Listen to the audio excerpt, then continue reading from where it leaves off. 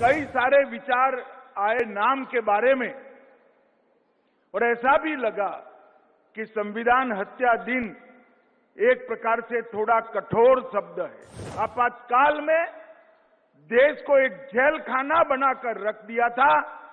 देश की आत्मा को मूंगा कर रख दिया गया था। न्यायालय के कान को बहरा कर रख दिया गया था।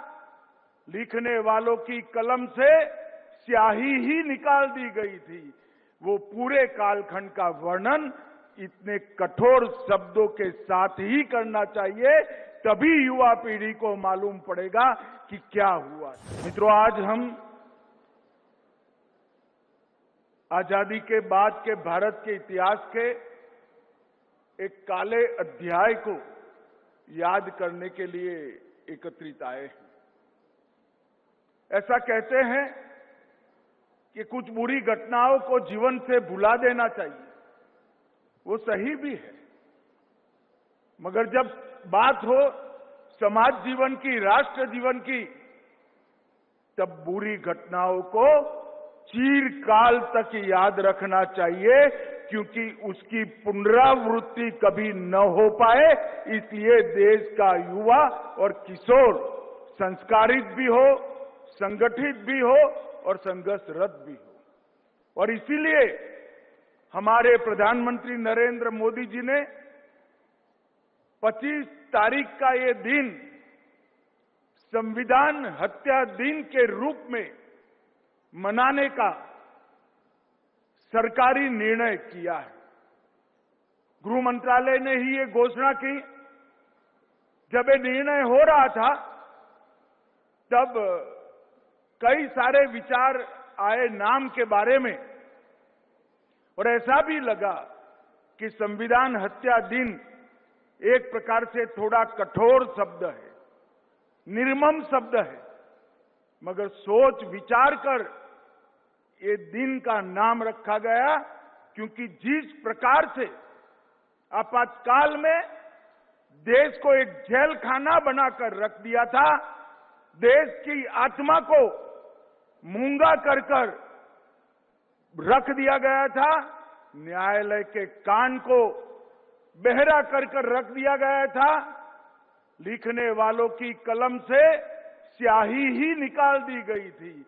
वो पूरे कालखंड का वर्णन इतने कठोर शब्दों के साथ ही करना चाहिए, तभी युवा पीढ़ी को मालूम पड़ेगा कि क्या हुआ था। मित्रों, 24 जून 75 की रात को आपातकाल लागू कर दिया गया और एक सोच जमीन पर उतारने का, एक तानाशाह की सोच को जमीन पर उतारने का वो अध्यादेश अस्तित्व में आया। कई बार इतिहास सिर्फ घटनाओं को नहीं बताता है, वह नीयत और नजरिए को भी उजागर करता है। बाबा साहेब आंबेडकर और संविधान निर्माता ने जो 2,67,000 शब्द बोलकर चर्चा कर संविधान का निर्माण किया था, वो सारी चर्चाओं का अंत इंदिरा जी ने, राष्ट्रपति जी ने आज आपातकाल की घोषणा की है। एक वाक्य बोलकर सारे संविधान के स्पिरिट को खत्म करने का काम किया। और उसके बाद हम सब जानते हैं, जयप्रकाश नारायण जी ने इसके खिलाफ संघर्ष किया और इमरजेंसी डालने का मूल कारण भी जो 12 जून का फैसला था वो था।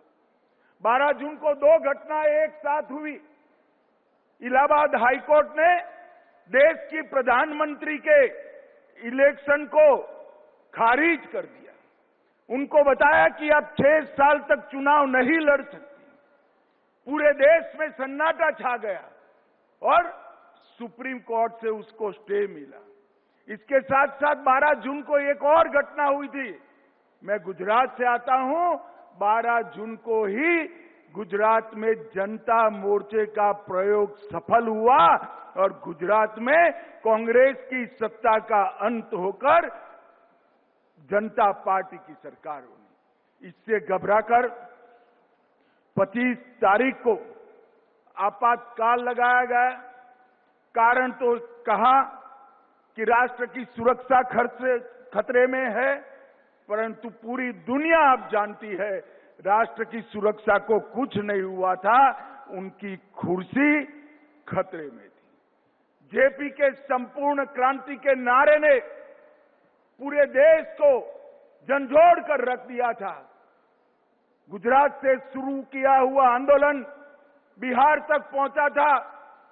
गुजरात में सरकार गिरी, चुनाव हुआ, कांग्रेस गई और सभी विपक्षों ने एकजुट होकर जनता पार्टी की सरकार बनाई और ये इंदिरा जी के लिए बहुत बड़ी चेतावनी थी।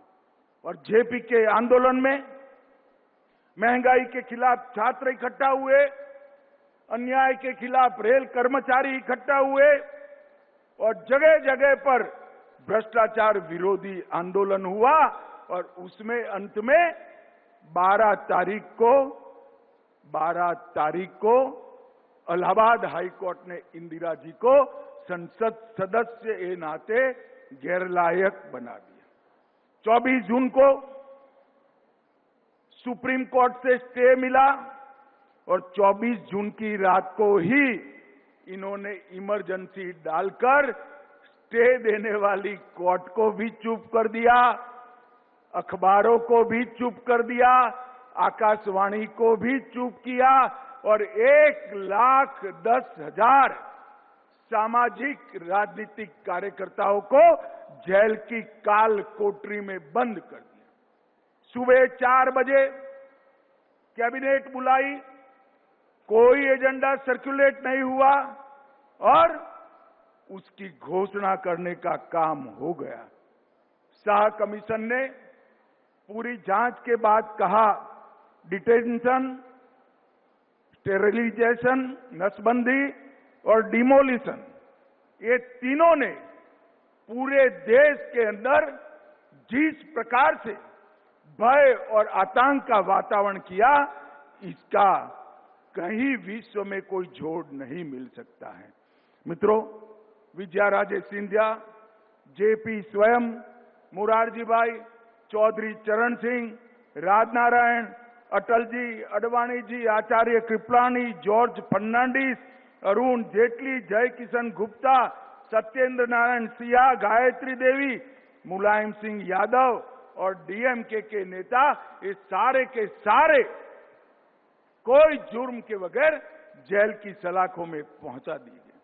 अखबारों के दफ्तर बंद हो गए, 253 पत्रकार गिरफ्तार हो गए, 29 विदेशी पत्रकारों को देश के बाहर भेज दिया और कई सारे अखबारों ने संपादकीय को खाली रखकर इसके सामने प्रोटेस्ट किया, जिसमें इंडियन एक्सप्रेस प्रमुख, जनसत्ता प्रमुख था, उनकी बिजली काट दी गई और संसदीय कार्यवाही पर भी सेंसर लगा दिया गया।